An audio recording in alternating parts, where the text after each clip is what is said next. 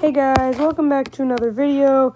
Today I'm going to be doing the east coast of the U.S. versus, the eastern bit of the U.S. versus the western bit. I decided to give them most of the central states. Well, I divided the central states.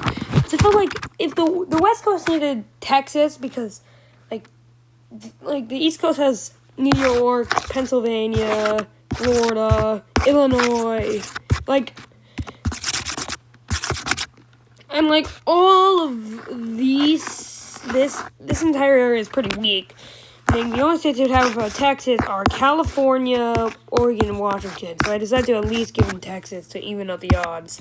And yeah, they also get these states because they're the most friendly. I'm gonna put the top 3 cities.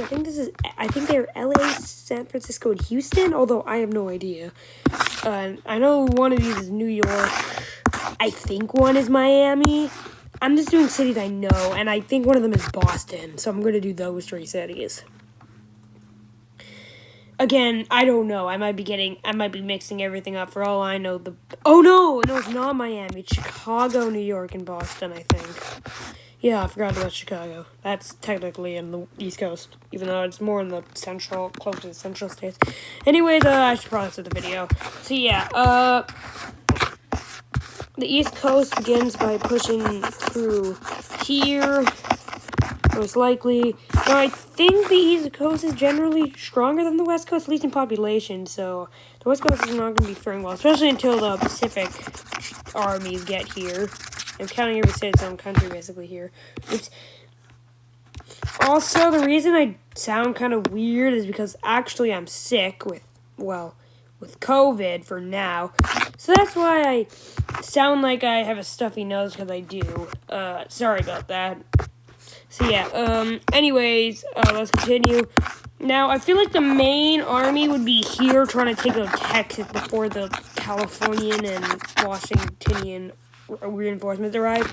I know California and Texas hate each other. Yes, blah, blah, blah. But in this, they're working together because the only thing that could defeat the entire East Coast is probably those 2 states working together. Although I don't think it's going to be enough because, again, I think this is over half the population. Yeah, because, this is 30 million, this is 20 million, this is 20 million, this is 20 million, this is 20 million. Well, actually, that's 15 million, that's 15 million. And I think most of the rest, Ohio and Michigan are both 10 million. So yeah, and all these states around, here, this area, have, under, 5 million, so it's not really a fair fight either way. I need to stop talking. So yeah, you guys plan to probably move through these 3 fronts and take out Texas and most of the central states, before California troops arrive. And because that will just cause a stalemate. That's what that would do. So yeah, they decide they connect these 2 fronts. I'm gonna do this quick. Meanwhile, the Minnesotan and Wisconsin armies begin pushing up and taking a lot of land here. They're making a lot of progress up in the north, but the south, and they've almost completely taken out Oklahoma. Well, actually, they've completely taken out basically all the central states. However, down here, it's going to be a lot of a slower battle as Texas is holding out. However, the Californians are going to have to hurry for this war because the central states are already dying, and now Texas has to deal with Texas is going to have to deal with a northern front. Along with this, there's a push here, and the first state is down, which is actually North Dakota, with South Dakota soon to follow, leaving Nebraska basically screwed. Anyways, the West Coast, finally California is here, so they'll be down, and now the East Coast gets pushed back a little in the north, not much in the south, but then reinforcements arrive. North Dakota is kind of liberated a little bit, and so is South Dakota. But at this point, they're now, after quite a bit of a push, now Eastern troops begin to get here, and they begin flooding in and pushing back California because one state can only do so much. So yeah, soon the border looks like this. We're gonna pretend Canada doesn't exist, even though I live in Canada. But so yeah, these troops are getting schooled. California, a quarter of the Californian army is now encircled, and with that, now they've made it farther than ever before, in almost making it to Utah and New Mexico.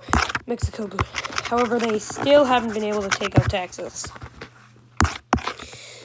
However, finally the Californians are defeated, and now the North is as good as gone. The Californians are able to eventually cause a front line to form, but it's a much worse front line than they had, with Texas nearly cut off from the rest of the U.S. or their team.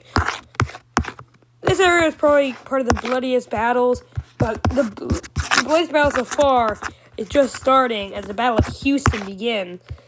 Troops are still pushing in via the north, and soon these troops also make it to Houston. Texas is also successfully cut off, and California is seeing many defeated battles, and overall their popularity as a leader is beginning to waver. However, they don't really have anyone else to be their leader, as Texas is being sieged. Soon, Houston falls. After the bloodiest battle so far, Houston falls and Texas soon capitulates. With this, a massive push is made, even making it as far as Vegas and into Oregon. With this, Hawaii just surrenders because they see it's hopeless. Alaska stays put mainly because they can't afford. But soon after the south of California is taken, they also surrender because they can afford the war. So yeah, California is cut off from Oregon and Washington, and now the slow push through these two countries begins, or states. Seattle is sieged, which is another bloody battle, but eventually the East Coast wins. And with this, basically Oregon is screwed, because now that Washington is gone and California is cut off. Oregon just kind of surrenders. And California has to abandon its western and northern beds to protect San Francisco. Finally, the Battle of LA and happens, which is going to be the bloodiest battle in this entire war. As that's happening, San Francisco falls. A slow push is being made via the north and via the south. Finally, LA is captured and California surrenders. Yeah, that is how I think it would go. No, this would not be a quick war. This probably lasted like 9 to 11 years, because trust me, the western states are not something to be easily overlooked. Texas is very strong, California's strong, Washington's pretty strong, Oregon's pretty strong, Nevada is kind of strong with Vegas, and there are other states. I don't remember the Arizona is pretty strong. And a couple other states, but not much. So I think the East Coast will beat the West Coast. I may make a video like this with someone like Europe, or maybe another US with more players. But that's it for this video, and bye!